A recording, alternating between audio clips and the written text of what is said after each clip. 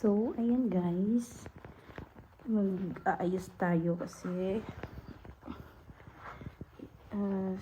sinasama ko ng mama ni Michael para bumili ng mga flowers.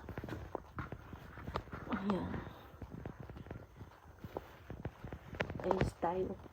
Medyas pala yung sinusuot ko dyan Baka ano isipin mo. Char. So, 9:30 yung 9:30 kami aalis, pero 9:15 pa lang dapat tapos na ako. So, mga 9 AM na dito. Yan, suklay-suklay muna tayo para pretty. Pretty! Charot lang.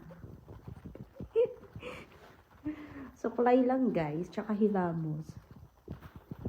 Okay na yan. Alam mo nang ligo. Hindi ko mo binasa yung buhok ko. Kasi sobrang dry siya pag palagi mo siyang binabasa. So, ayan. Lagay mo na tayo ng